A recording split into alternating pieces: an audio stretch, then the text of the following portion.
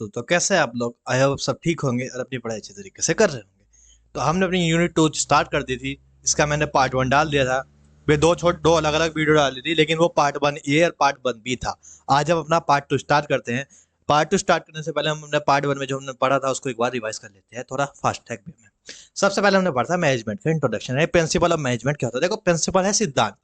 ये बेस सिद्धांत, ये जनरल प्रोनाउंसिएशन है। जनरल प्रोनाउंसिएशन मतलब समझिए, आप कहीं कल को जॉब करने जाओगे, आप कोई चीज ऑब्जर्व करोगे, कुछ एक्सपेरिमेंट करोगे। आपने जो चीजें ऑब्जर्व करी, आपने जो एक्सपेरिमेंट करा, आप एक किताब में लिख के जाओगे। और अगर वो मैनेजमेंट से रिलेटेड है तो उसे कह देंगे आपके प्रिंसिपल ऑफ मैनेजमेंट। यानी कल को अगर आप कुछ ऑब्जर्व करते हो, कुछ एक्सपेरिमेंट करते हो और उनमें ऑब्जर्वेशन और एक्सपेरिमेंट को आप किताब के अंदर लिख गए, वे बन जाते हैं प्रिंसिपल ऑफ मैनेजमेंट, अगर वे ऑब्जर्वेशन और एक्सपेरिमेंट मैनेजमेंट के बारे में थे। मेजोरिटी दो आदमी देखे गए, तो फेवल और एक थे हमारे पास टेलर जी। ये दोनों ही बताए गए थे प्रिंसिपल, और टेलर ने कुछ टेक्निक्स भी दी थी। ठीक, क्लियर है? The principle have to make the decision while performing this function. तो ये प्रिंसिपल क्या करते हैं? जैसे हम प्लान करेंगे, ऑर्गेनाइज करेंगे, स्टाफ करेंगे, डायरेक्ट करेंगे, कंट्रोल करेंगे, ये और बाकी जो फंक्शन करेंगे, तो उस केस में हमें ये मैनेजमेंट प्रिंसिपल हेल्प करते हैं किस चीज में? डिसीजन लेने में। जैसे मान लीजिए हम किसी समस्या में, किसी प्रॉब्लम में, हम देखें किसी मैनेजर की जो किताब थी, किसी और को भी ये समस्या हुई थी क्या? मतलब फेवल बाबा को या टेलर बाबा को भी सेम समस्या हुई थी क्या? और अगर हुई थी तो उन्होंने उस समस्या के बारे में क्या कहा है, वो चीज हम देखेंगे। अब हमारी मर्जी है, हम जो उन्होंने कहा, जो उसका मान लीजिए उन्होंने कोई चीज कही है, हम उसे कॉपी पेस्ट कर दें या हम उसमें कुछ बदलाव कर दें। क्यों ऐसा बदलाव करने पड़ रहे हैं? बदलाव इसलिए करने पड़ रहे हैं क्योंकि जब उन्होंने ये चीजें बनाई थी आज से 40 50 60 साल पहले, तो जब कुछ अलग इन्वायरमेंट था, आज का दौर थोड़ा अलग हो चुका है, थोड़ा नहीं बहुत अलग हो चुका है। इसलिए वे चीज आज आज के टाइम पे एग्जैक्टली अप्लाई हो भी सकती है, नहीं भी हो सकती। अब देखते हैं अपना nature of principal of management. इसका मैंने आपको डायरेक्ट बता दिया था, यूपी में फ्लेक्सिबल है काउंटिंग, किसकी? कॉज एंड इफेक्ट, केस वगैरह की काउंटिंग यहाँ पे फ्लेक्सिबल थी 90s एंड 20s के टाइम पे। पहला है यूज है यूनिवर्सली एप्लीकेबल। जो प्रिंसिपल ऑफ मैनेजमेंट की किताब आप यहाँ इंडिया में पढ़ते हो, वही यूएस वाले स्टूडेंट भी पढ़ते हैं। और साथ में जो प्रिंसिपल ऑफ मैनेजमेंट एक छोटी दुकान के लिए लगते हैं, बड़ी फर्म के लिए भी सेम एप्लीकेबल होते हैं। मतलब ये ऑर्गेनाइजेशन का साइज, नेचर और टाइप ऑफ ऑर्गेनाइजेशन का मैनेजमेंट के प्रिंसिपल पे इम्पैक्ट नहीं पड़ता। जो सेम प्रॉब्लम होगी उसका सॉल्यूशन के लिए छोटी फर्म भी है, वही भी फ्यूल के भी प्रिंसिपल लेगी, टेलर के भी टेक्निक्स और प्रिंसिपल लेगी। और जो बड़ी फर्म है वो भी कहीं ना कहीं उनके उसके मैनेजर भी उन्हीं चीजों को देखेंगे। बस अब ये उनके ऊपर बात है कि वे मैनेजमेंट कितने इफेक्टिव है, कितने एफिशिएंट है, भी उन चीज़ों को किस तरीके से वैल्यूड करना चाहे तो कैसे उसमें बदलाव वगैरह कुछ कर रहे हैं, तो वो उनके अपनी पर्सनल कैपेसिटी है। लेकिन पढ़ते सेम चीज ही है। Form by practice and experience मैं बता चुका। मान लीजिए आप कहीं जाओगे तो आप भी कोई चीज प्रैक्टिस करोगे, आप भी कुछ चीजें एक्सपीरियंस होगी। आप ही अगर अपने एक्सपीरियंस को आप ही अपने मैनेजमेंट के एक्सपीरियंस को अगर एक किताब में लिख जाएंगे, तो भी बन जाएंगे आपके प्रिंसिपल ऑफ मैनेजमेंट। जैसे फ्यूल और टेलर बाबा कहते हैं, आपके ही बन जाएंगे अगर वे इफेक्टिव होंगे, अच्छे होंगे, यूनिक होंगे। Formed by practice and experience. ठीक, जनरल गाइडेंस ये कंपलसरी नहीं है, मतलब इन्हें ही आपको मानना। ये रेडीमेड नहीं है। रेडीमेड मतलब जैसे आप क्लोथ होते, आप रेडीमेड क्लोथ ले लेते हैं, खरीदे और पहन लिए। एक होता है बनवाना, अपने आपने साइज नब्बाए वक्त प्रॉपरली उसको टेलर को बताया कि देखिए ये वे वाला टेलर नहीं जो हम पढ़ेंगे। टेलर मतलब जो सिलाई बुनाई करता है, तो उसको बताया कि भाई नहीं है, मुझको यहाँ पे ये डिजाइन चाहिए, यहाँ पे डिजाइन चाहिए, तो वो आपका पर्सनलाइज हो गया। तो वही कह रहा है, ये भी जनरल गाइडेंस है, ये कम रेडीमेड नहीं है कि मतलब ये नहीं कि इन्हें कॉपी पेस्ट कर लो डायरेक्ट। आपको देखना है कि ये कॉपी पेस्ट हमारी बिजनेस में काम करेगी या कुछ हमें अपनी तरफ से एडिशनल करना पड़ेगा। अगर आपको अपनी तरफ से लग रहा है कि कुछ एडिशनल आपको अपनी तरफ से डिजाइनिंग करनी है इसके अंदर, तो आप डिजाइनिंग कर सकते लिए फ्री है। मेनली बिहेवियरल, ये क्या देखिए समझिए, जो भी आप फ्यूल के प्रिंसिपल पढ़ोगे या टेलर के प्रिंसिपल पढ़ोगे, उसमें कहीं ये नहीं बताया जाएगा कि मशीन को कैसे अच्छे तरीके से चलाना है, या रॉ मटेरियल किसे कैसे अच्छे तरीके से लाना है, या सप्लाई कैसे अच्छे तरीके से करनी है। इनके बारे में कहीं भी नहीं बताया जाएगा। सारे जो फ्यूल और टेलर के प्रिंसिपल है, वे एचआर मतलब ह्यूमन रिसोर्स के बारे में ही बात करते हैं। यानी कि ह्यूमन रिसोर्स को कैसे अच्छे तरीके से मैनेज करना है, कहीं ना कहीं इसी की बात करी जाती है, फ्यूल के प्रिंसिपल के अंदर भी और टेलर के प्रिंसिपल के अंदर भी।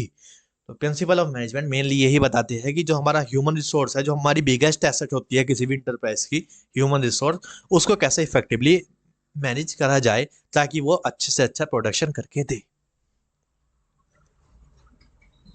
ठीक, तो इसलिए बिहेवियरल है कि कभी किसी मशीन का बिहेवियर होता है कि कभी किसी रॉ मटेरियल को देखा है अपने लड़ते झगड़ते दूसरे रॉ मटेरियल से कि नहीं नहीं आज मैं इस्तेमाल होऊंगा, आज तू इस्तेमाल नहीं होएगा, नहीं होता ना।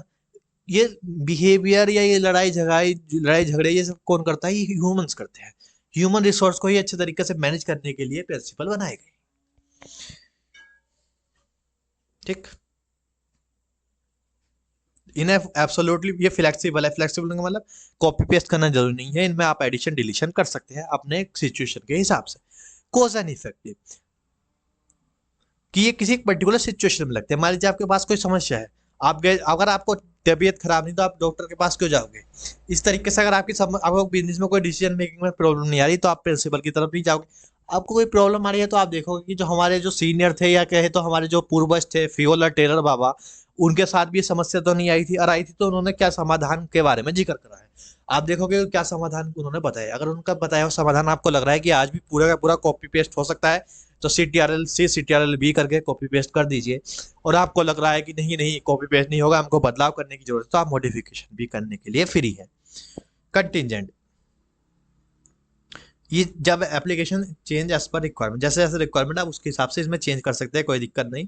सिचुएशन और टाइम के हिसाब से इनको अप्लाई करा जाता है। तो मैं आपको बता चुका था यूबी में फ्लेक्सिबल है काउंटिंग किसकी, कोस एंड इफेक्टिव की। ठीक, सिग्निफिकेंस ऑफ, सिग्निफिकेंस का मैं आपको टेक्निक बता दूंगा। पोएम ऑफ एसएम, इजी है। पोएम मतलब कहानी, कहानी किसकी, एसएम की। एसएम मतलब साइंटिफिक मैनेजमेंट मान लीजिए, स्टडिंग मैनेजमेंट मान लीजिए, साइंस ऑफ मैनेजमेंट, कुछ भी आप मान लीजिए। तो का पोएम ऑफ एसएम मतलब कहानी एसएम की। पी माने providing management with useful insight into reality, यानी कि सोए हुए मैनेजमेंट को जगाने का काम करता है ये प्रिंसिपल ऑफ मैनेजमेंट कहते हैं, बताते हैं मैनेजर से कि जागो बचुआ जागो उठो, ये सिचुएशन आ रही है आपके सामने, आप इस पे एक्शन लो।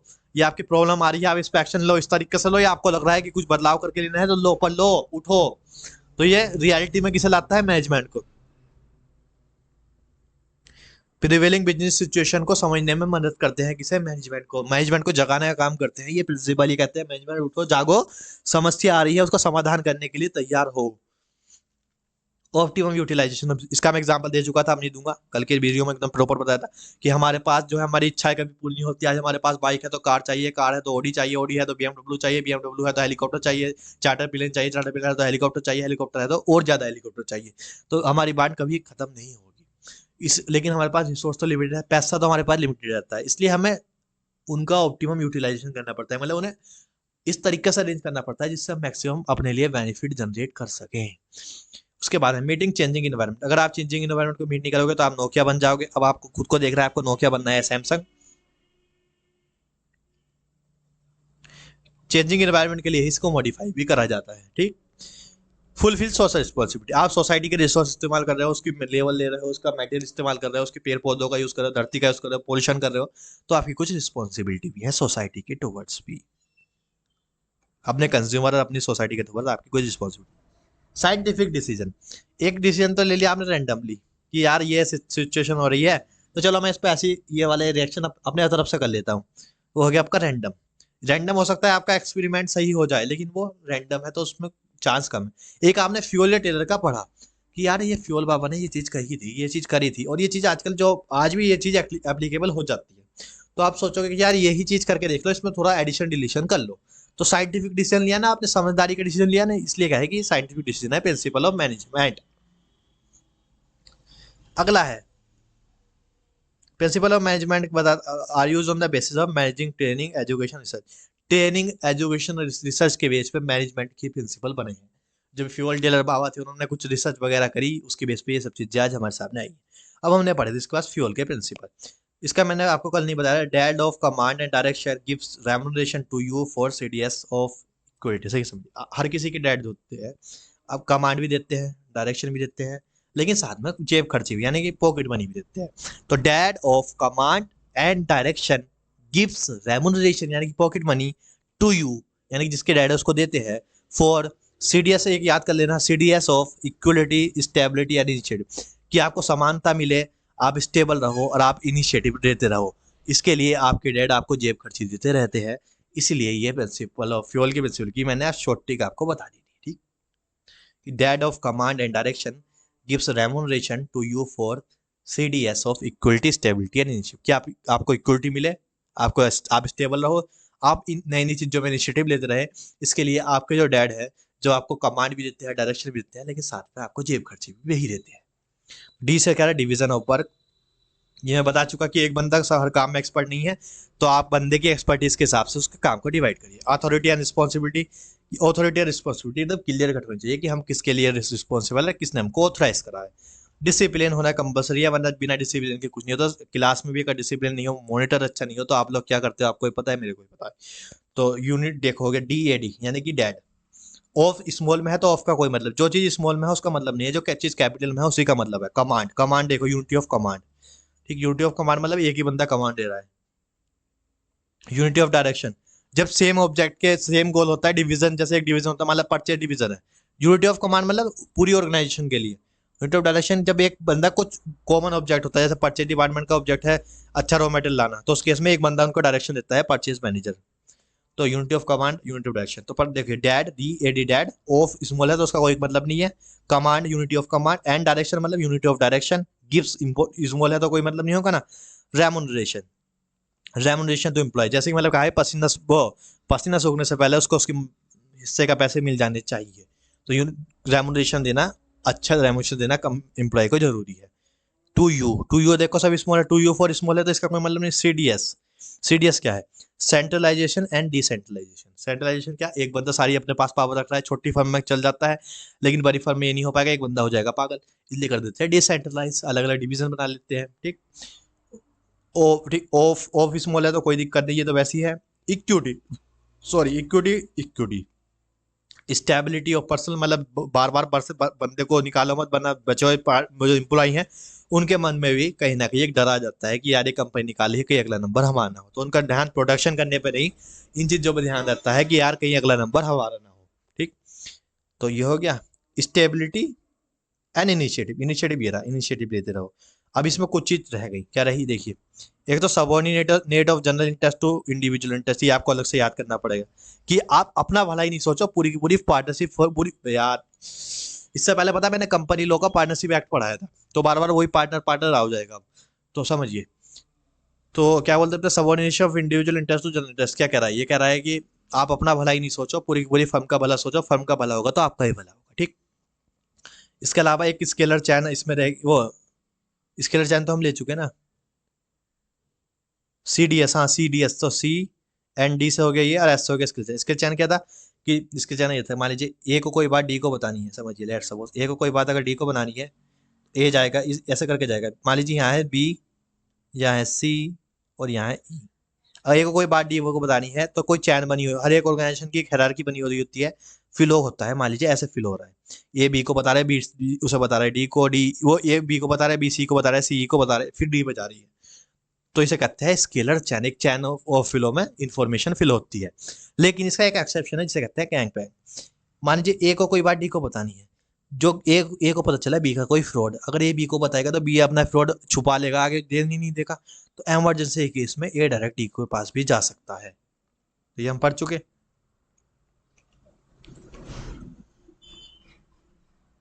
इसके बाद एक और चीज है हमारे पास, इक्वलिटी। इक्वलिटी भी हमारा इसमें मिस हो गया था। इसमें हमारे कुछ, एक तो ये मिस हुआ, तो ये आप अलग से याद करना। एक इक्वलिटी, इक्वलिटीज ये अलग से याद कर लोगे। इक्विटी, इक्वलिटी मैंने दे दिया ना, इक्वलिटी दे दिया। ऑर्डर, ऑर्डर रह गया शायद, ऑर्डर रह, ऑर्डर देखो कैसे क्यों रहा, क्योंकि ओ बड़ा था, मैंने ध्यान नहीं करा, ओ बड़ा है यहाँ ध्यान रखना। ओ माने ऑर्डर। ठीक, ऑर्डर माने हर एक चीज एक वेल ऑर्गेनाइज होनी चाहिए, इस तरीके से होनी चाहिए कि लेबर का टाइम वेस्ट ना हो या मशीनरी वेस्ट ना हो। आप समझो, यहाँ मशीन लगी हुई है, आप खड़ा है लेबर, यहाँ लेबर खड़ा है, यहाँ मशीन है, यहाँ लेबर ये खड़ा है। अब आप मुझे बनाइए, यहाँ खड़ा है ये बंदा, इसके बंदे के अगर एक मेटेरियल यहाँ रखा है और एक मटेरियल आप रख रहे हैं यहाँ, बताइए किस में ज़्यादा प्रोडक्शन होगा, किस केस में ज़्यादा प्रोडक्शन होगा? जहाँ पर जब मेटेरियल पास होगा तभी ज़्यादा, वरना बंदा यहाँ से यहाँ आएगा, मेटेरियल लेगा, फिर जाएगा, फिर आएगा, फिर जाएगा, फिर आएगा, फिर जाएगा, टाइम बहुत वेस्ट होगा ना। तो इसलिए कहा गया है कि हर एक चीज़ एक प्रॉपर ऑर्डर में, एक प्रॉपर जगह, जहाँ पर अच्छी जगह, जिस जगह वो होनी चाहिए उस जगह पे ही होनी चाहिए। अगर दूर है तो उस केस में आपको लॉस होगा, आपका टाइम वेस्ट होगा, मतलब आपका ही लेबर का टाइम वेस्ट होगा, और आपको प्रोडक्शन नहीं, जितना आप डिजायर प्रोडक्शन चाह रहे हैं उतना आपको नहीं मिल पाएगा। All clear? तो ये हम यहाँ तक कर चुके थे, हमारे ये दो रह गए थे, इनिशिएटिव एंड स्पेड डिकोप हमारे लास्ट के लेक्चर में रह गए थे। हम फटाफट इनको पढ़ते हैं और इसके बाद हम वे क्वेश्चन देख लेते हैं जो मैंने ग्रुप पे डाले थे। आप तो कुछ बताते नहीं यार, थोड़ा टेस्ट करो प्रोसेस पे और क्वेश्चन ट्राई करें करो। आज वाला मैं उनके आंसर बता दूंगा और आगे कीजिए, हम पढ़ लेंगे। तो गैंग प्लैंक में बता चुका, जब इमरजेंसी केस होती है तो डायरेक्ट एक बंदा दूसरे बंदे पे जा सकता है, वो चैन तोड़ देता है। तो इससे आगे का एक सेकेंड, स्टेबिलिटी ऑफ पर्सन से आगे का इसमें है नहीं। चलो मैं नोट में डलवा लूंगा, मैं अभी तो कहाँ से लाऊं। एस्पेक्ट डिकॉप का मतलब मैं आपको बता देता हूँ। देखो एस्पेक्ट डिकॉप का मतलब होता है जब एक टीम कोई काम करती है, जब टीम वर्क होता है। मान लीजिए एक टीम है, इसने कुछ टारगेट था, मान इसका इस टीम का टारगेट था, ये है टीम, इस टीम का टारगेट था कि 10,000 यूनिट्स बेचे, या कहे तो 10 लाख का करे प्रॉफिट, 10 लाख का प्रॉफिट करना इस टीम का टारगेट था। ठीक, इस टीम ने प्रॉफिट अचीव कर लिया, तो जो इस टीम का लीडर है, लीडर की क्या रिस्पॉन्सिबिलिटी है? लीडर जब अचीव करेगा तो उसे सर्टिफिकेट वगैरह मिलेगा, वो उसे एक भाषण देना पड़ेगा, उसे एक मतलब वो देना पड़ेगा कि हाँ हमने अचीव करा। तो जब वो अचीव करने का वो दे रहा है, माइक पर आके बोल रहा है, तो उसे क्या बोलना चाहिए? उसे कहना चाहिए दोस्तों ये जो 1 लाख रुपए का टारगेट अचीव करा है, ये हम सब ने मिलके करा है, इसमें मेरी मेहनत तो नहीं जितनी है, उससे ज्यादा मेहनत आपकी है, आप उससे ज्यादा वैल्यूएबल हो, आप इंपॉर्टेंट हो हमारे लिए, आप ये हो। ऐसे करके अपने टीम के बचे हुए मेंबर को इंकरेज करना उसका काम है। अगर वो ऐसे करेगा तो बचे हुए मेंबर को लगेगा कि यार हमारे काम को हमारा लीडर वैल्यू कर रहा है। अगर वो बंदा नु कहेगा कि मैंने करा है ये, मैं ही बॉस हूँ, मैंने ही करा है ये सब, मेरी वो है, तो उस केस में बचे हुए मेंबर को डिमोटिवेशन होगा, उनका मोरल गिरेगा। वे सोचेंगे यार हम कितना ही कर ले, बंदा खुद अकेला खुद अपने आप के सारा क्रेडिट तो ये ले जा रहा है लीडर, तो लीडर के वो ले जाएगा तो हमारा तो कोई फायदा नहीं। सारा क्रेडिट अगर लीडर ले जाएगा, उस केस में बचे हुए मेंबर्स का मोटिवेशन गिर जाता है। तो मोटिवेशन ना ही गिरे, इसलिए फ्यूल बाबा ने ये चीज ऑब्जर्व करी, और फ्यूल बाबा ने अपना 14th प्रिंसिपल दिया है, जिसे कहते हैं स्प्रेड दी क्रॉप। इसका मतलब ये है कि आपको आई को रिप्लेस करना है बी से, आई को रिप्लेस करना है बी से। क्या आपने कोई टारगेट अचीव करा या कोई काम करा, खुद की बड़ाई ना करो, पूरी की पूरी टीम की बड़ाई करो, बचे हुए मेंबर्स की बड़ाई करो। फिर देखो पार्टनर बोला ना, अब यही रहेगा, क्योंकि मैंने पहले पार्टनरशिप एक्ट लिया है ना, फाउंडेशन का, सीए फाउंडेशन का, तो वही चीज बार बार दिमाग में आएगी। बाहर आते हैं, आई को वी से रिप्लेस करना, समझिए कि मानिए कि कहे कोई भी टारगेट अचीव करने के बाद जब आप कोई भाषण दो या कोई भी चीज करो, उस केस में आप कहो बचे हुए पार्टनर्स के लिए, फिर यार बचे हुए टीम के मेंबर्स के लिए कि मैंने नहीं करा, ये हम सब ने मिलकर करा है। आप ऐसा कहोगे तो बच्चे हुए जो मेंबर्स होंगे, उस केस में उन मेंबर्स का मोरल बूस्ट होगा और वे और मेहनत करेंगे अगले टारगेट के लिए। लेकिन अगर आपने ये कहा कि सारा मैंने अचीव करा और अगला टारगेट है 1 CR का, अगर अगला टारगेट 1 करोड़ के प्रॉफिट कमाने का है और आपने कह दिया कि सिर्फ मैंने करा है, तो बचे हुए मेहनत, बचे हुए फिर पार्ट बचे हुए मेंबर काम नहीं करेंगे। बचे हुए मेंबर कहेंगे जा सारा सारा के, वो तो मलाई तो खुद खा लेता है, नाम अपना अपना प्रॉपर करा लेता है, हम मेहनत करते हैं, हम मेहनत ही नहीं करेंगे, जा अब तो 1 करोड़ का टारगेट अचीव करके दिखा। तो मेंबर्स के बीच में जेलसी आ जाएगी, तो वो जेलसी ना आए, उन्हें भी मोटिवेटेड रहे, इसलिए कहा गया है, फ्योल बाबा ने कहा है कि आई को बी से रिप्लेस कर दो। ठीक है, तो ये हो चुका है हमारे 14 फ्यूल के प्रिंसिपल। तो आई होप आपको सब चीज क्रिस्टल क्लियर होगी। टेलर पे जाने से पहले हम अपने क्वेश्चन देख लेते हैं फ्यूल वाले। टेलर के क्वेश्चन में कल लाऊंगा, जब कल मैं अपना 12th यूनिट चालू करूंगा तब टेलर के क्वेश्चन लाऊंगा। फ्यूल के क्वेश्चन देख लेते हैं। देखो, नेको is a very innovative organisation engaging in footwear. नेको के जैसा आप कोई जानते भी हो, लेकिन मैं उसका नाम नहीं लिखा, लिख सकता, मैंने नेको लिखा। नेको एक फुटवेयर मतलब जूते बनाने वाली कंपनी है, बहुत पॉपुलर है। It has a policy of paying proper attention to the training of manager. बढ़िया है, अपने मैनेजर को प्रॉपर ट्रेन करना इसका काम है। ठीक, तो इसका ठीक है, तो हो चुका। Teaches various management principles to the management where requires. तो मैनेजमेंट के प्रिंसिपल भी पढ़ा रहे हैं, वे अपने मैनेजमेंट को ट्रेनिंग दे रहे हैं, that they can apply them and understand the principle aspect of the manager. तो मैनेजर को प्रिंसिपल पढ़ाए भी जा रहे हैं और मैनेजर को प्रिंसिपल समझाया जा रहा है। क्या फायदा होगा इससे, इतने बताओ, इतनी पॉइंट से बताओ। अगर हम मैनेजर को प्रिंसिपल पढ़ाएंगे समझाएंगे तो इससे क्या होगा? मैनेजमेंट को रियलिटी चेक मिलेगा, मैनेजर्स को रियलिटी चेक मिलेगा, उन्हें ये रहेगा कि ऐसी सिचुएशन आएगी तो हम कैसा करेंगे। तो पहले से हमें पता चल गया कहीं ना कहीं, ये वो पता रहा है जो हमने पढ़ा था, reality check into reality check वाला। तो ये रियलिटी चेक की बात कर रहा है, यानी मैनेजमेंट को जगा रहा है, मैनेजमेंट को समझा रहा है कि प्रिंसिपल बता रहा है कि देखो ऐसे ऐसे प्रिंसिपल होते हैं, ऐसी ऐसी कंडीशन आने पे आपको ये लगाने पड़ते हैं। तो आपको रियलिटी चेक मैनेजमेंट को सिखा रहा है अभी से। तो पहला हो गया कि रियलिटी चेक की ओर ले जा रहा है। ठीक, आगे बढ़ते हैं। Year by year the organisation is able to increase revenue. बढ़िया ऑर्गेनाइजेशन है, दिन पे दिन पैसा कमा रही है, दिन दुगनी रात चौगनी तरक्की कर रही है। This is because of managers are able to economically use the funds at our organization and increase the output of the workers through various principle like discipline and science not a rule of thumb. तो management के जो अलग अलग principal है उनका use करके ये जो इस कंपनी के मैनेजर है ये अच्छे तरीके से काम करवा पा रहे हैं। अब अच्छे तरीके से काम कराने का मतलब देखो अपने फंड को अच्छा यूज कर रहे हैं, इसमें लिखा है अपने फंड का अच्छा इस्तेमाल करें। देखो अभी दिखाता हूँ, इकोनॉमिकली यूज ऑफ फंड, ये वाली लाइन पढ़ो, देखो आप, इकोनॉमिकली यूज ऑफ फंड इसका मतलब क्या है? इसके जैसा हमने कुछ पढ़ा था, जितने हमारे पास रिसोर्स हैं उसका हम इकोनॉमिकली यूज कर रहे हैं, मतलब ऑप्टिमम यूज कर रहे हैं। इसका मतलब है ऑप्टिमम यूटिलाइजेशन ऑफ रिसोर्स की ओर ले जा रहा है। दूसरा पॉइंट क्या बोल रहा है? एक पहला पॉइंट तो हमने पढ़ लिया, मैनेजमेंट को रियलिटी चेक देना। दूसरा है ऑप्टिमम यूटिलाइजेशन, ऑप्टिमम यूटिलाइजेशन। ठीक, अब पढ़ते हैं आगे।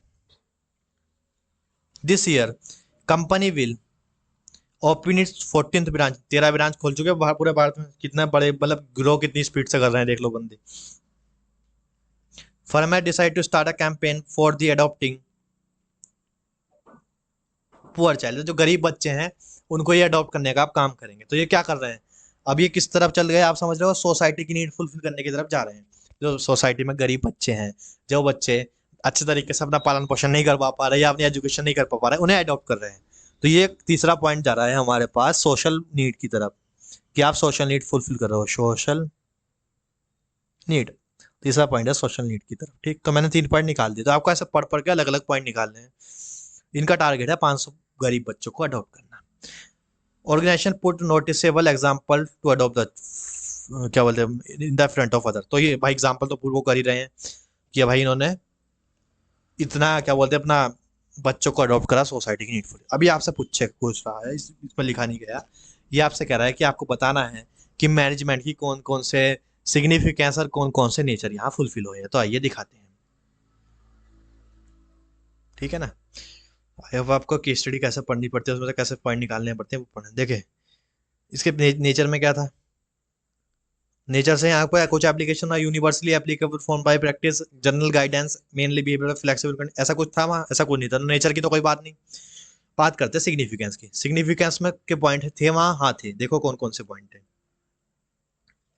एक minute, just a minute. Significance के कौन? सबसे पहला पॉइंट था, शुरू में ही था, कि मैनेजमेंट को प्रिंसिपल पढ़ा रहे हैं ताकि वे रियलिटी चेक ले सके, रियलिटी में आ सके। ठीक, उसके बाद ऑप्टिमम रिसोर्स के बारे में भी बात था कि जो हमारे फंड है उनका इकोनॉमिकल इस्तेमाल करना। इकोनॉमिकली और ऑप्टिमली एक चीज होता है। तीसरा जो, क्या बोलते हैं, सोशल नीड के बारे में, छोटे पहले जो गरीब बच्चे हैं उन्हें अडॉप्ट करेंगे, 500 बच्चों का टारगेट लिया था।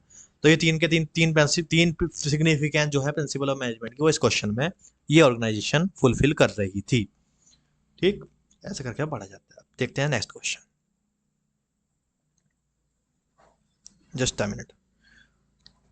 ताजू, ताजू होटल है, ये भी देखो किसी के नाम से सेम है लेकिन मैं पूरा नहीं लिख सकता था। ताजू hotel is a discipline organisation, it is discipline, it has many branches. बहुत बड़ी ऑर्गेनाइजेशन है ताजू होटल, बहुत सारी ब्रांचेस हैं। The organisation tries to apply discipline in all of its branch with equal effective. ये चाह रहे हैं कि जो अनुशासन है, डिसिप्लिन है, वो उनकी सारी की सारी ब्रांच में बराबर चले। ये चाह रहे हैं तेज, ये क्या बोलते हैं, ताजू होटल वाले, कि जो इनका डिसिप्लिन है वो सारी की सारी जो इनकी ब्रांच है, ऑर्गेनाइजेशन है, उनमें सब में चले। However if no that the nature of the location of different branches are different. देखो सब ब्रांचेस का लोकेशन अलग है। एक ब्रांच यहाँ है पुणे में होगी, एक महाराष्ट्र में होगी, एक अपना तेलंगाना में होगी। तो अलग अलग राज्यों में अलग अलग जगह उनकी ब्रांच है। The work under the impact of different culture, तो जहाँ अलग अलग लोकेशन पर अलग अलग कल्चर मिलता है और उसी हिसाब से अलग अलग वर्किंग इन्वायरमेंट भी है। तो मतलब अलग अलग इन्वायरमेंट है, लेकिन ये चाह रहे हैं कि अलग अलग इन्वायरमेंट पे ये अपने डिसिप्लिन कर सकें, मतलब सारे के सारे ब्रांचेस पे एक चीज कर सकें। तो इसका मतलब कहीं ना कहीं ये यूनिवर्सल एप्लीकेबिलिटी की बात कर रहे हैं। ये कह रहे हैं कि हमारा जो डिसिप्लिन है, हमें डिसिप्लिन वाले प्रिंसिपल को अपनी सारी ब्रांच पे यूनिवर्सली अप्लाई कर सकें, यूनिवर्सल एप्लीकेबल।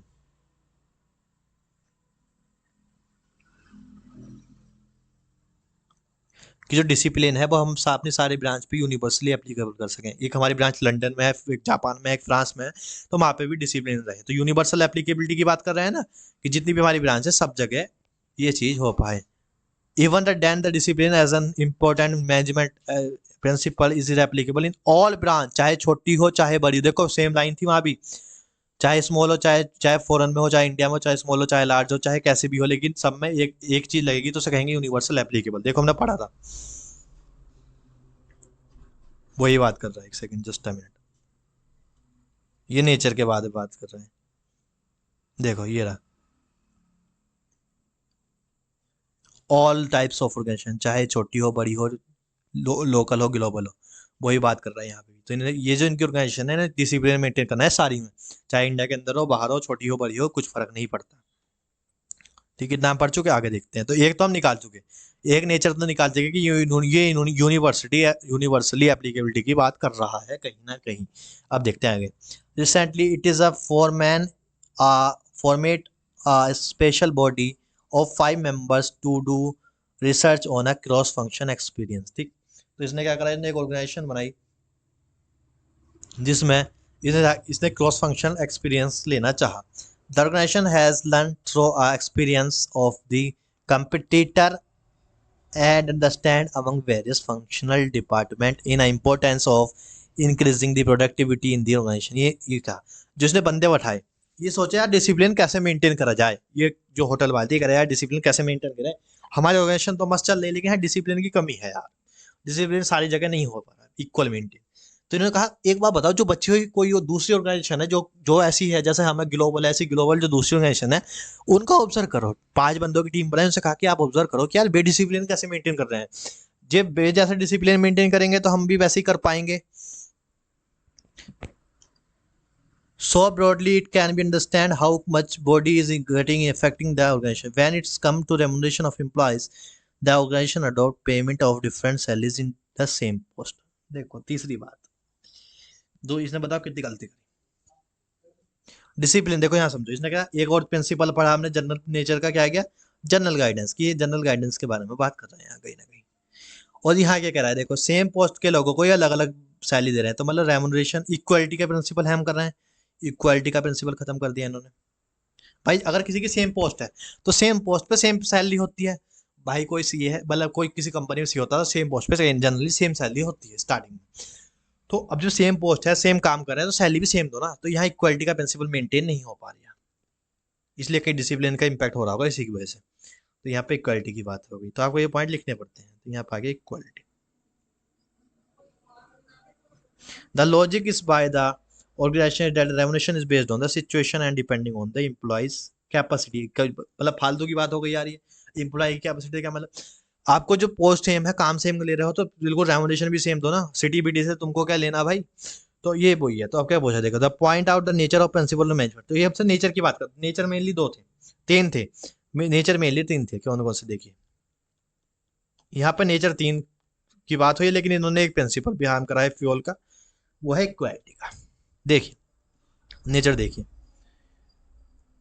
जनरल ये इसने जनरल गाइडेंस की बात करी, और इसने क्या बोलते कंटीजेंसी की बात करी, और यूनिवर्सल एप्लीकेबिलिटी, ये 3 की बात कर चुके, मैं आपको दिखा चुका कहाँ से इसने करी। अब बात करते हैं कि इसने कौन सा प्रिंसिपल तोड़ा। इसने ये वाला प्रिंसिपल वॉयलेट करा, इक्वालिटी वाला। इक्वालिटी लिखा हुआ है नहीं अपने पास,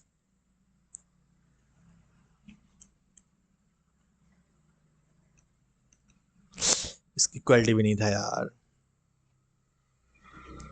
इक्वालिटी की बात कर रहा है, इक्वालिटी मतलब समानता, कि आप किसी के रंग रूप जात धर्म को देख के कोई भेदभाव ना करें। आप अगर आप जो सेम पोस्ट है तो सेम पोस्ट वालों को सेम प्रमोशन दे, ऐसा कहता है प्रिंसिपल ऑफ इक्वालिटी। इस बंदे ने प्रिंसिपल ऑफ इक्वालिटी का भी ब्रीच करा है, इसलिए यहाँ पे ये प्रिंसिपल हार्म हुआ है।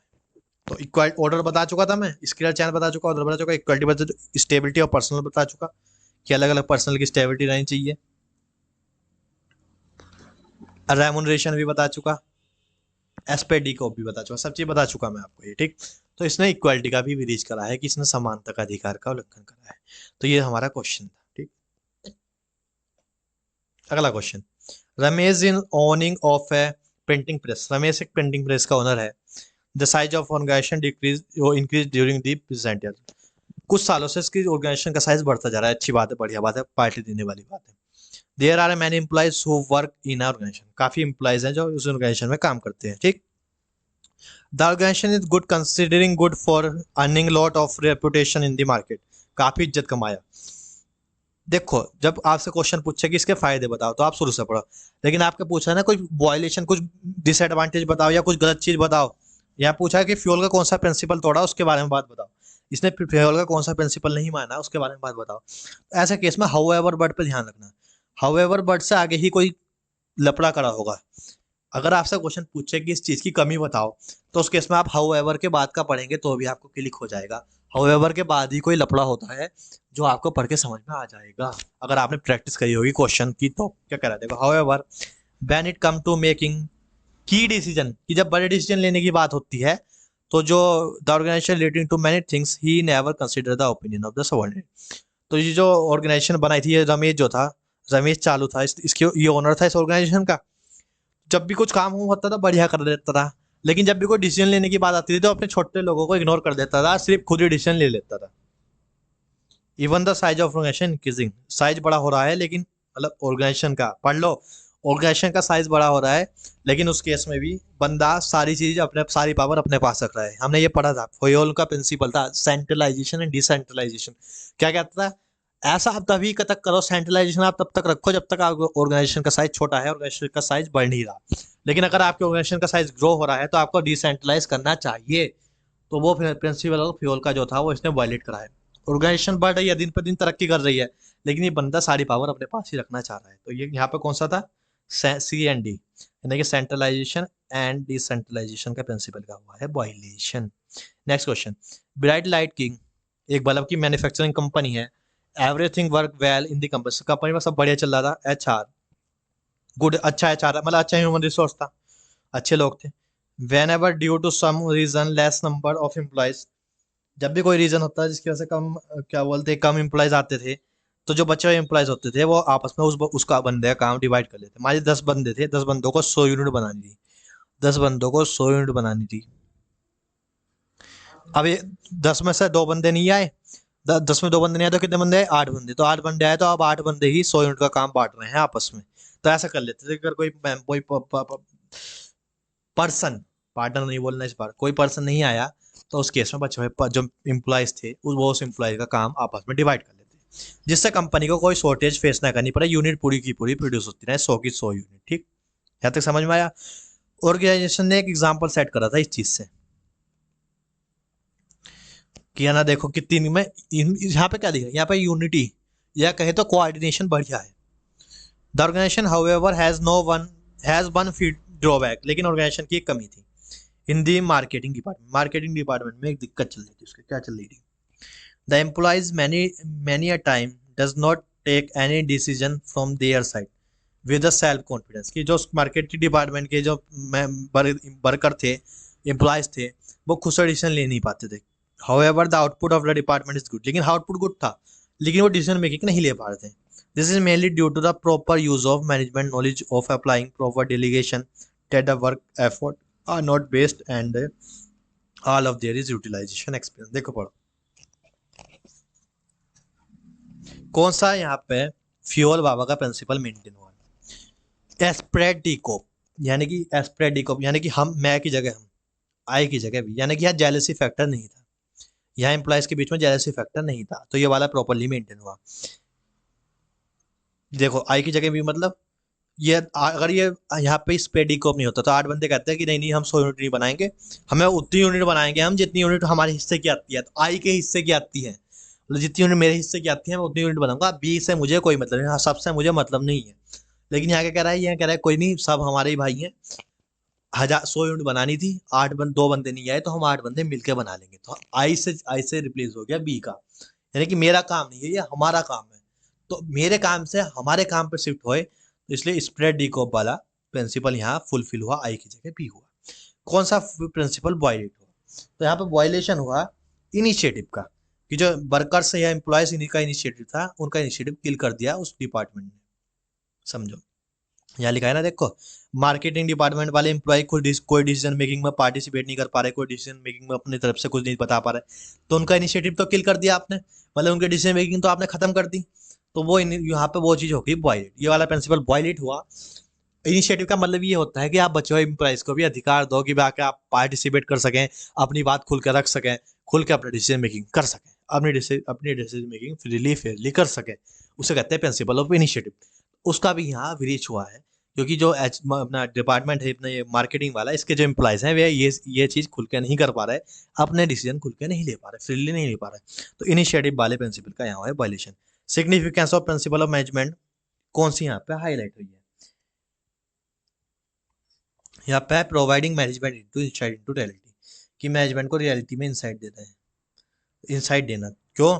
क्योंकि मैनेजमेंट अच्छे हैं, अच्छा काम कर रहे हैं, प्रॉपर्ली डेलीगेट करते हैं, प्रॉपर चीज़ों को इफेक्टिवली कर पाते हैं, तो उनको रियलिटी अच्छी मिल रही है, अच्छे तरीके से काम कर रहे हैं। प्रोवाइड इंसाइट इनटू रियलिटी यहाँ पे है, लेकिन यहाँ पे कौन सा इनिशिएटिव वाला प्रिंसिपल नहीं है, और कौन सा प्रिंसिपल है? स्प्रेडिंग होम, यानी कि जो काम है वो हमारा सबका, ये 8 बंदे ये नहीं कह रहे कि ये काम 100 यूनिट मेरा काम है, ये कह रहे हैं हमारा सबका काम है, हम 10 का काम था लेकिन अब हमारा है, अब हम 10 अलग नहीं है, या हम 8 अलग नहीं है, हम 8 एक है, मिलजुल के है, तो 100 यूनिट हम 10 बनाते हैं, 8 बना लेंगे, तो स्प्रेड डिकोप का यहाँ प्रॉपरली पालन हो रहा है। ठीक, तो ये थे हमारे क्वेश्चन। अब चलते हैं टेलर भाई की ओर, एफ डब्ल्यू टेलर। ठीक, देखिए Frederick Winslow Taylor, F W Taylor, Frederick Winslow Taylor, F W Taylor है। 20 मार्च 1856 में जन्म हुए थे, और 21 मार्च 1951 में बर्थडे के दिन मना के अगले बर्थडे से अगले दिन चले गए। बर्थडे जरूर मनाया, देख लो भाई ने, भाई कह रहे थे बर्थडे के साथ कोई कॉम्प्रोमाइज नहीं करूंगा, जाऊंगा कल जाऊंगा, पहले आज बर्थडे मनाऊंगा। बाजेन अमेरिकन मशीन इंजीनियर, ये इंजीनियर थे, तो इन्होंने जो प्रिंसिपल दिए वो भी कहीं ना कहीं साइंस के बेस पे दिए थे, साइंटिफिक प्रिंसिपल के बेस पे इन्होंने दिए थे। साइंटिफिक प्रिंसिपल का फादर भी नहीं कहा गया टेलर को। Taylor thought that the scientifically analysing work it is will be possible to find a one best way to do. ये कह रहे हैं कि साइंटिफिक अगर हम भी इस्तेमाल करेंगे तो हम चीज़ों को अच्छे तरीके से कर पाएंगे। He is known for coalescing of the term scientific management in the article The Principle of Management published in 1991। तो इनका एक आर्टिकल आया था 1991 में, जिसमें इन्होंने लिखा था प्रिंसिपल ऑफ साइंटिफिक मैनेजमेंट, जो आज हम पढ़ रहे हैं, तो इन्होंने कहीं ना कहीं अपने आर्टिकल में चीजें लिखी थी। इन्होंने आर्टिकल में बताया था साइंटिफिक मैनेजमेंट के बारे में। इनके एक प्रिंसिपल है, चार प्रिंसिपल है ना, कुछ टेक्निक्स है।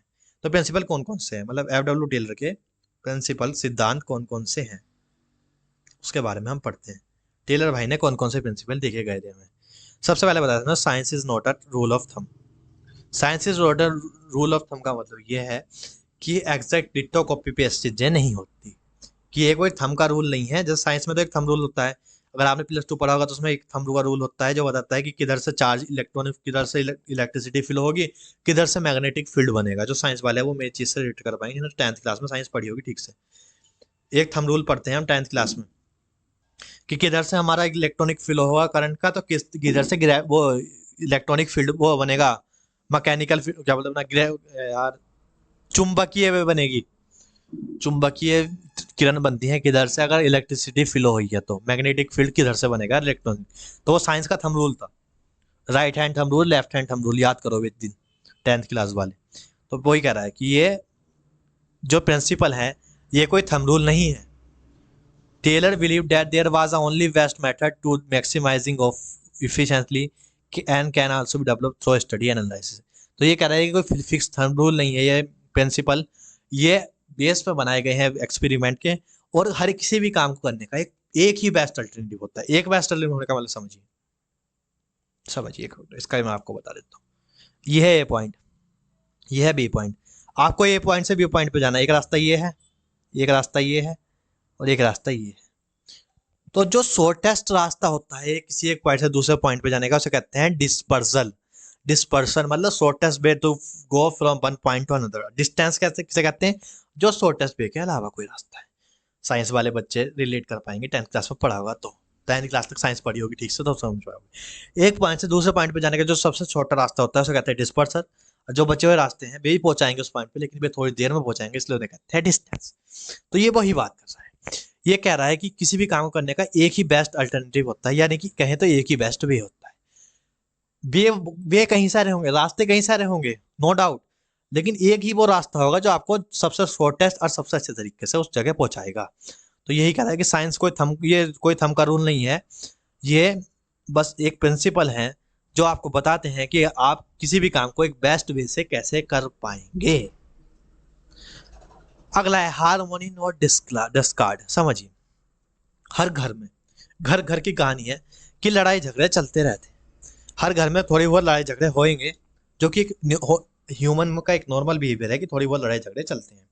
इसी तरीके से क्योंकि मैनेजमेंट भी ह्यूमन है और एम्प्लॉय भी ह्यूमन है, तो कई बार उनके बीच में क्लास कॉन्फ्लिक्ट होंगे। क्लास कॉन्फ्लिक्ट मतलब होना कि मैनेजमेंट किसी चीज को कहेगा और एम्प्लॉय अपना कुछ और चीज कहेंगे, तो उनमें वो कॉन्फ्लिक्ट होएगी, चलती रहेगी, वो चीज नहीं आप टाल सकते।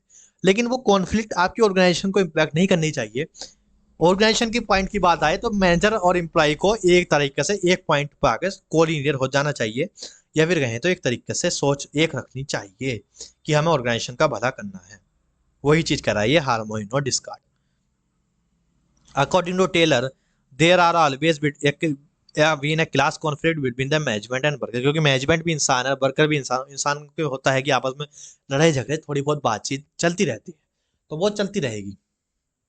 Taylor focus on mental revolution, Taylor ने कहा कि ये सब छोटे मोटे लड़ाई झगड़ों को इग्नोर करो, दरकिनार करो, और एक मेंटल रिवॉल्यूशन के साथ मतलब एक मानसिक रिवॉल्यूशन लाओ। रिवॉल्यूशन मतलब मानसिक क्रांति लाओ, जिससे जो मैनेजमेंट है और जो एम्प्लॉय है वो अपने जो लड़ाई झगड़े हैं उन्हें साइड कर दे, उन्हें साइड असाइड कर दे और एक ऑर्गेनाइजेशन के भले के लिए काम करे। According to it, both manager and workers should bring a change in their thought things towards each other. तो मैनेजमेंट वर्कर के बारे में अच्छा सोचे, वर्कर के उससे अच्छा रहे बिहेवियर रखे, और वर्कर मैनेजमेंट से अगर एक दूसरे से अच्छा बिहेवियर रखेंगे तो ऑर्गेनाइजेशन के लिए अच्छा काम कर पाएंगे। दोनों की सोच ऑर्गेनाइजेशन का भला करने के लिए रहेगी, ना कि अपना पर्सनल भला और ना कि आपस में लड़ाई झगड़ा दुश्मनी की भावना। Worker should perform the best of ability and the same time management should give share the give benefit. देखो, वर्कर अच्छा काम करे और मैनेजमेंट की जो कमाई हुई है वो उसमें अच्छा पोर्शन वर्कर को दे, उसके हिस्से की कमाई का, जो उसकी कमाई, जो उसने मेहनत करी, मेहनत का अच्छा फल उसको दे। यही कहता है हार्मोनी नॉट डिस्कार्ड, कि भाईचारा बनाए रखो। कॉर्पोरेशन नॉट इंडिविजुअलिज्म, ये हम पढ़ चुके हैं, ये भी कहीं ना कहीं जस्ट। कभी बताओ भाईचारा कोई एक बंदे से भाईचारा होता है? जो भी कोई भाईचारा होगा, यानी कॉर्पोरेशन माने भाईचारा, तो जब भी कोई कॉर्पोरेशन होता है, कोई भाईचारा होता है, वो एक बंदे से नहीं होता। जब भी दो बंदों के बीच में भाईचारा होगा तो दोनों की साइड से, इसे भी अपने एंड से भाईचारा रखना पड़ेगा, इसे भी। अब ये लड़ेगा तो दूसरा आदमी तो कैसे भाईचारा मेंटेन कर पाएगा, वो भी लड़ेगा ही। तो वही कह रहा है कि कॉर्पोरेशन कभी कोई इंडिविजुअल आदमी नहीं कर सकता। कंप्लीट कोऑर्डिनेशन होना चाहिए लेबर और मैनेजमेंट के लिए instead of individualism. It is extend various, it is extension version of harmony और डिस्कार्ड। तो ये हार्मोनी और डिस्कार्ड का ही एक्सटेंडेड वर्जन है। क्यों? हार्मोनी और डिस्कार्ड क्या कहता है कि मैनेजमेंट और एम्प्लॉय में भाईचारा हो। साथ में वो ये कहता है कि जैसे मैनेजमेंट का काम है कि जो भी अच्छा शेयर मिल रहा है प्रॉफिट का, वो एम्प्लॉय को अच्छे तरीके से बांटे उसके हिस्से का, और मतलब अच्छी वेजेस दे। और जो भी वर्कर है उसका काम है अच्छे से प्रोडक्शन करना। ये उसका एक्सटेंडेड वर्जन ये कह रहा है कि भाईचारा कभी एक एंड से नहीं हो सकता। अगर मैनेजमेंट अच्छा नहीं है, मैनेजमेंट रूड है, तो वर्कर चाह के भी भाईचारा नहीं रख सकती, या वर्कर रूड है तो मैनेजमेंट चाह के भी भाईचारा नहीं कर सकता। भाईचारा टू वे होता है, सॉरी, भाईचारा टू वे होता है, वन वे नहीं होता। अगला है development of each and every one for his और हर, देख लो ही और शी दोनों, हिज और हर दोनों लिया है, ग्रेटेस्ट एफिशिएंसी एंड प्रोडक्टिविटी। हर एक बंदे को अच्छे तरीके से डेवलपमेंट दो, अच्छे तरीके से ट्रेनिंग दो, जिससे वो अपनी कैपेसिटी का मैक्सिमम इस्तेमाल कर सके, जिससे आपके ऑर्गेनाइजेशन का फायदा हो सके। Each person should be scientifically select, अच्छे बन सिलेक्शन, रिक्रूटमेंट में सिलेक्शन होता है, सेलेक्टिंग ऑर्गेनाइजिंग स्टाफिंग में, स्टाफिंग वाले चैप्टर में पढ़ते हैं, सिलेक्शन प्रोसेस होती है कि अच्छे तरीके से एक अच्छे बंदे को साइंटिफिकली सेलेक्ट कर लो जो ऑर्गेनाइजेशन की उस जॉब के लिए फिट हो। उसकी एफिशिएंसी बढ़ाने के लिए उसको ट्रेनिंग दो, जो भी ट्रेनिंग जरूरत है। Industrial efficiency depend on large expanse of the personal expense, कि उसकी पर्सनल कैपेसिटी कैसी है, उस हिसाब से वो काम कर पाएगा। उसको वर्कर्स असाइन करो, उसकी फिजिकल एंड मेंटल चीज का हेल्थ करो, ध्यान रखो। इसीलिए आज के टाइम पे कुछ के मैक्सिमम ऑर्गेनाइजेशन अपने वर्कर की फिटनेस पे भी ध्यान रखती हैं। वर्कर को फ्री जिम कैपेसिटी देती हैं, जिम्स के मेंबरशिप देती हैं, जिससे वे वर्कर अपनी फिजिकल फिटनेस रखें और काम को अच्छे तरीके से कर पाए। ठीक, तो यही कह रहा है डेवलपमेंट करो अपने वर्कर्स का, जिससे वे अच्छे तरीके से काम करें और आपकी ऑर्गेनाइजेशन अच्छे तरीके से चले। वर्कर्स हो या मैनेजर हो, बात वही है। अगला है इसकी इन्होंने दी कुछ टेक्निक्स तो बताई भाई ने 7, प्रिंसिपल थे 4, टेक्निक है 7। देखो मैंने शुरू में इसलिए लिखे, functional foremanship, standardisation and simplification of work, method study, motion study, time study, fatigue study, differential feed based system. ये बताए।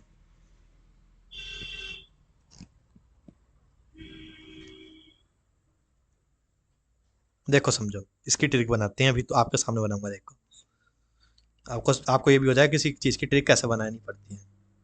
वही इनको याद रखना, पढ़ लेना, कभी एग्जाम में ट्रिक याद आए और वो मेन चीज़ याद ना आए। जस्ट टाइम इसकी ट्रिक बनाएंगे, देखो हम लिखते हैं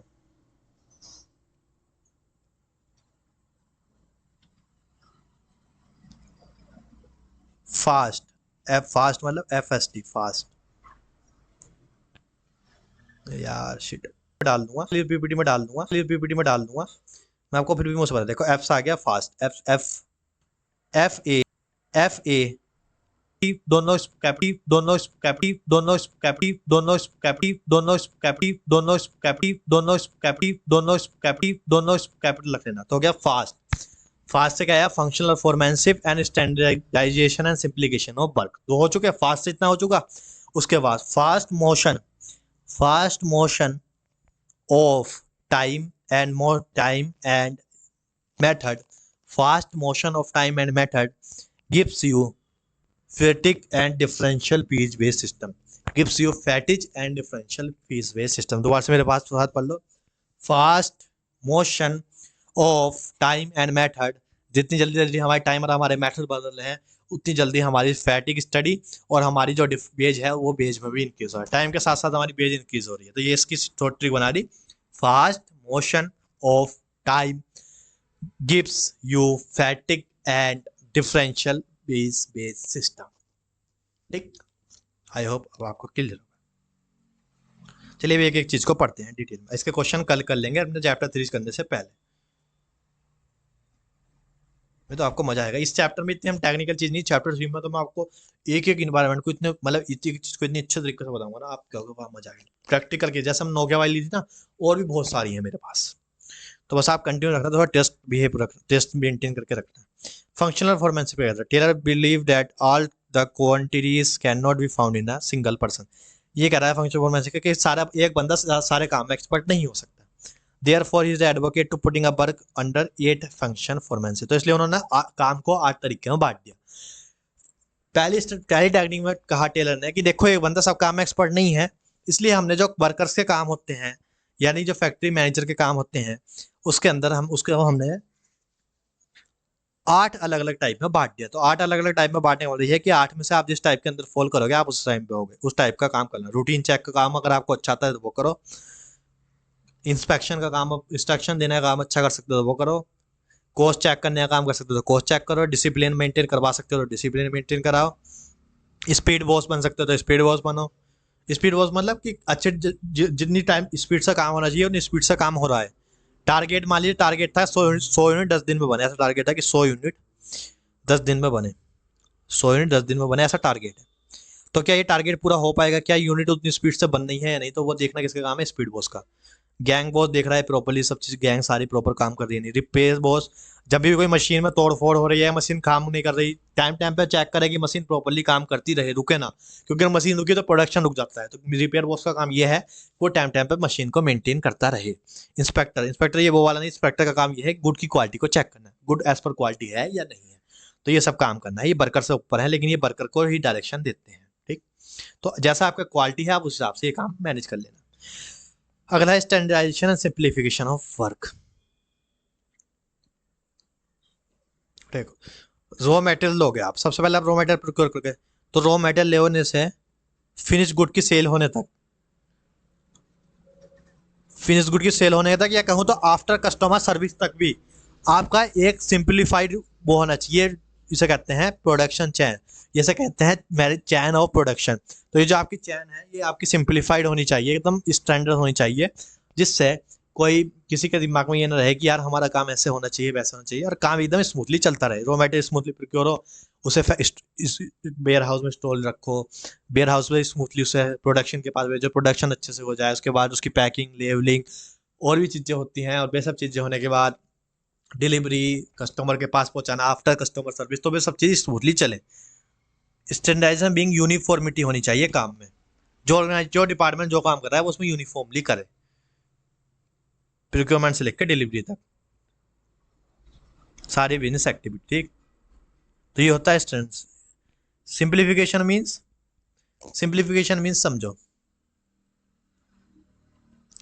एक बार बताओ, टॉफी का टॉफी का टॉफी का साइज अगर हम रख दें 200 मीटर का, 200 मीटर बड़ी टॉफी, एक बार बताओ, अगर टॉफी हो 200 मीटर बड़ी, क्या उसे कोई खरीद पाएगा या क्या खा पाएगा 200 मीटर बड़ी टॉफी को? मुंह में भी नहीं आएगी। तो वही कह रहा है कि आपको अपने अपने प्रोडक्ट का साइज, शेप, या क्या बोलते हैं अपना डायमेंशन, उस हिसाब का रखना चाहिए जो कस्टमर को अट्रैक्टिव करे। इसे कहते हैं simplification. Simplification, reduction of variety, ज्यादा वैरायटी मत रखो, शॉर्ट सिंपल कम वैरायटी रखो, जितनी साइज में और डायमेंशन में ज्यादा प्रोडक्शन मत रखो। प्रोडक्शन के ये तो है, मैंने फिनिश गुड के बता दिए, लेकिन आप इसी चीज को प्रोडक्शन पे ले लीजिए। मान लीजिए फैक्ट्री है, फैक्ट्री रखनी चाहिए थी आपको, प्रोडक्शन वाला, सॉरी प्रोडक्ट, ये मैं बता चुका। जैसे मान लीजिए टॉफी है, टॉफी जनरली छोटी होती है, आप बोलो नहीं नहीं 6 मीटर की टॉफी, 6 सेंटीमीटर, 6 किलोमीटर की टॉफी, वाह, सोच के देखिए कितना फनी लग रहा है। या बोल रहे हैं 2 किलोमीटर लंबी match box, chocolate bar 5 kilometre लंबी, चोको बार, कितना फनी लगेगा। तो वही कह रहा है कि अपना शॉर्ट सिंपल रखो, कम वैरायटी रखो, अच्छी वैरायटी रखो। मेथड स्टडी, ये क्या कह रहा है? It is concern with the finding out the best method of the performing task. देखो समझो, किसी भी चीज को प्रोडक्शन करने के दो मेथड होते हैं जनरली। या तो आप लेबर इंटेंसिव हो, या तो आप लेबर से काम करा रहे हो, या आप कैपिटल, आप ज्यादा मशीनरी वाले काम करा रहे हो। अब वो आपको देखना है आपके पास कितनी कैपिटल है और किस केस में आपको बेनिफिट है। आप लेबर के साथ जाना चाह रहे हो, यानी कि आप लेबर इंटेंसिव पे जा रहे हो या कैपिटल इंटेंसिव पे, whether you are want to labour intensive technology और कैपिटल इंटेंसिव, तो आप उसके हिसाब से आपके पास चॉइस है। तो आपको डिसीजन लेना पड़ेगा कौन सा बेस्ट कोर्स ऑफ अल्टरनेटिव है, या फिर कौन सा कहें तो कौन सा बेस्ट मेथड है आपके प्रोडक्शन के लिए। ये डिपेंड करता है अलग अलग एंटिटी के ऊपर। तो वही कह रहा है मेथड से, ये कह रहा है कि finding out the best method of the performing task, और जब किसी भी टास्क या किसी भी जॉब को करना, जैसे हमारे की मैंने एग्जांपल दिया प्रोडक्शन का, तो उस केस में कौन सा मेथड या कौन सा वो बेस अच्छा रहेगा। अगला है मोशन स्टडी। ये मैं आपको बता चुका कि एक बार तो ये भी हम आपको कहीं ना कहीं बता चुका। ये किस्सा होता है, ये ऑर्डर से, कहीं ना कहीं ऑर्डर से जनरेट हुआ है। ये ऑर्डर क्या कह रहा था मैं, देखें, ये ऑर्डर से ही आ रहा है, जो प्रिंसिपल था ना फ्यूल का ऑर्डर वाला, उसी से आया। ये देखना भी ऑर्डर मैंने क्या बताया था आपको कि ये मशीन है, यहाँ ये बंदा खड़ा है, ये मशीन है, और यहाँ पे ये बंदा खड़ा है, तो मेटेरियल इसके पास होना चाहिए। अगर इसका मेटेरियल यहाँ है तो इसके दिक्कत पड़ेगी। वही ये कह रहा है कि मोशन कम होने चाहिए। मोशन किसके, मतलब बंदे के मोशन कम होने चाहिए। मोशन मतलब मूवमेंट, बंदे को ज्यादा मूवमेंट ना करनी पड़े। अगर वो मूवमेंट करेगा तो उसका टाइम वेस्ट होगा। ये अब इस केस में मूवमेंट होगी, यहाँ आएगा, यहाँ जाएगा, यहाँ आएगा, यहाँ जाएगा, यहाँ आएगा, यहाँ जाएगा, यहाँ आएगा, यहाँ जाएगा, यहाँ, कितनी मूवमेंट कर रहा है देख लो। तो ये कह रहा है कि ऐसी मूवमेंट ना करनी पड़े, पास होना चाहिए, चीजें सिंपल होनी चाहिए, अच्छे तरीके से होनी चाहिए। तो ऑर्डर का ही एक्सटेंडेड वर्जन है ये वाला मोशन स्टडी। ये कहता है कि बंदे को ज्यादा मूवमेंट ना लेनी पड़े। अगर बंदा ज्यादा मूवमेंट लेगा तो उस केस में दिक्कत रहेगी। देखिए बड़ी motion study the like holding, moving and position पढ़ लो, पढ़।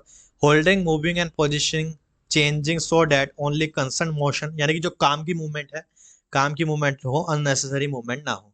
अगर अननेसेसरी मूवमेंट होगी तो उस केस में आपको दिक्कत रहेगी। इंसिडेंटल भी नहीं हो, प्रोडक्टिव ना हो, नॉन प्रोडक्टिव। मोशन 3 तरीके के होते हैं। इंसिडेंटल जो जनरली नहीं होता लेकिन आज करना पड़ा, जनरली तो वो नहीं चीजें नहीं करनी पड़ती लेकिन आज करनी पड़ी, उसे कहते हैं इंसिडेंटल। इंसिडेंटल तो एक चीज होगी कि भाई आज आज इंसिडेंटली हमें ये चीजें करनी पड़ी हैं। दूसरा है प्रोडक्शन। प्रोडक्टिव मतलब मूवमेंट कर रहे हो लेकिन काम की मूवमेंट है तो कर लो। अनप्रोडक्टिव मतलब ऐसे ही घूमते फिर रहे हो, बोले लंच हो गया, इधर इधर इधर इधर इधर, या मतलब मशीन चल रही है लेकिन हम इधर घूम रहे हैं, पता नहीं मशीन चलने से हमें कोई मतलब ही नहीं है, हम तो घूमेंगे, बोले आज तो भाई उड़ेगा। तो ऐसी चीज नहीं करना। तो मोशन, काम से काम के मोशन करना, अच्छे मोशन करना।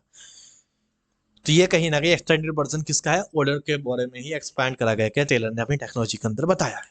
अगला है टाइम स्टडी। टाइम को करने, किसी भी काम को करने का एक अच्छा टाइम होना चाहिए, एक प्रॉपर टाइम, एक प्रॉपर वॉल्यूम और एक प्रॉपर फ्रीक्वेंसी के हिसाब से टाइम साइकिल डिपेंड करती है। क्यों हो रहा है ऐसा सब? मान लो 100 यूनिट बनानी है, तो 100 यूनिट बनाने का टाइम देखेंगे कि वेस्ट टाइम कितने मतलब मिनिमाइज कैसे करा जाए टाइम को। क्योंकि अगर 100 यूनिट बनानी है हमको, तो अगर हम इस 100 यूनिट को जल्दी बना पाएंगे तो हम बाकी ऑर्डर को, पहले ऑर्डर को भी कर पाएंगे। अगर हम इस 100 यूनिट का ऑर्डर जल्दी बना पाएंगे तो हम बचे हुए ऑर्डर को भी जल्दी प्रोसेस कर पाएंगे, तो हमारा जल्दी प्रॉफिट इंक्रीज होगा। तो इसलिए कह रहा है कि टाइम स्टडी करो प्रॉपरली, ये लगाओ कि एक जॉब को पर्टिकुलरली टाइम अलोकेट करो प्रॉपरली, ताकि वो काम जल्द से जल्द हो सके, और उस काम के अकॉर्डिंग उस काम के बाद उसे स्टैंडर्ड टाइम दो, जिससे उस काम के बाद हम दूसरा काम ले सकें। कि वॉल्यूम एंड फ्रीक्वेंसी ऑफ कितनी कितनी फ्रीक्वेंसी हमारे पास ऑर्डर आ रहे हैं, उसके बेस पर हमने एक टाइम लिमिट बना लेंगे कि हमें ये ऑर्डर कितने टाइम में फुलफिल करना है, और इससे हम अपने लेबर कॉस्ट भी निकाल पाते हैं और साथ में अपना भी प्रोडक्शन अच्छे तरीके से कर पाते हैं। अब है फैटिग स्टडी।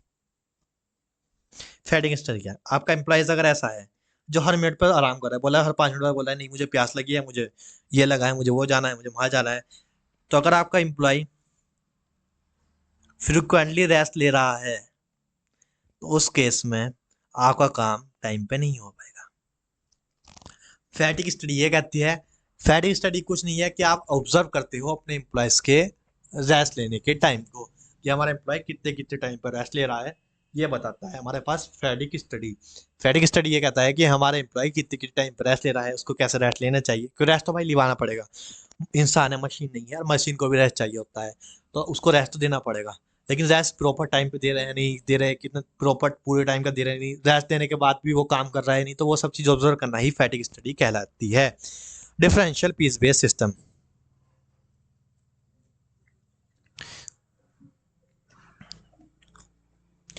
क्या कह रहा है? ये कह रहा है कि इस प्रिंसिपल का काम है कि वो एक इफेक्टिव और इनइफेक्टिव बंदे के बीच में डिफरेंस कर। समझो, दो बंदे थे, एक बंदा था ए, एक बंदा था बी। 6 घंटे 6 आवर में ए ने बनाई 100 यूनिट और बी ने बनाई 200 यूनिट, तो कौन सा ज्यादा इफेक्टिव है? ये कहूँ तो कौन सा ज्यादा एफिशिएंट है? किसने जल्दी टाइम पे करा काम? एक ने 100 यूनिट बनाई, एक ने 200 बनाई, तो कौन सा ज्यादा इनमें से अच्छा वर्कर है? 200 यूनिट वाला सीधी सी बात है वो 2x काम करके दे रहा है। तो जब हम वर्कर को सैलरी देंगे तो क्या ए को और बी को बराबर सैलरी दे दें? कहे कि नहीं सैलरी इक्वल, ये कहीं ना कहीं इक्वालिटी का गेन जाएगा।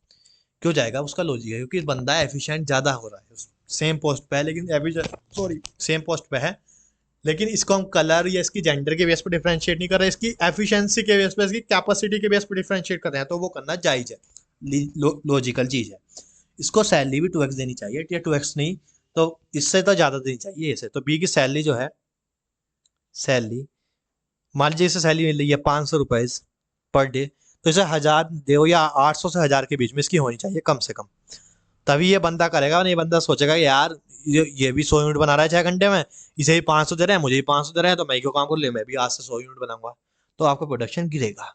आप अपना प्रोडक्शन ना गिरे, आप अगर इसे 800 1000 दोगे तो इससे क्या होगा, ए के मन में भी वो होगा मोटिवेशन, ए भी मोटिवेट होगा, ये भी कहेगा यार ये इतने घंटे में ज्यादा बना लेता है, चलो मैं भी मेहनत करके ज्यादा बनाता हूँ ताकि मुझे भी ज्यादा सैलरी पर डे मिल पाए। इसे कहते हैं डिफरेंशियल पेज बेस्ड सिस्टम। कि पीस बेस यानी कि जो पेमेंट ऑफ वेज है वो डिफरेंट हो सकता है सेम पोस्ट पे भी। हम यहाँ पे डिफरेंट कोई भेदभाव नहीं कर रहा है, ये भी इसे भेदभाव नहीं कहेंगे कि हमने कास्ट के बेस पर करा, क्या हमने कलर के बेस पर, क्या हमने जेंडर के बेस पर करा, नहीं, हमने उसकी कैपेसिटी, उसकी इफेक्टिवनेस, एफिशिएंसी के बेस पर करा। तो ये जायज है, लॉजिकल चीज है, क्योंकि वो ज्यादा यूनिट बना के दे रहा है तो उसकी सैलरी भी ज्यादा होनी चाहिए। तो ये तो आपका थे टेलर भाई के टेक्निकल प्रिंसिपल। आपको क्लास अच्छी लगी होगी, क्लास अच्छी लगी तो लाइक कमेंट सब्सक्राइब शेयर करना, मुझे फीडबैक देना टेलीग्राम चैनल पे और या व्हाट्सएप ग्रुप पे, जहाँ पे भी हो आप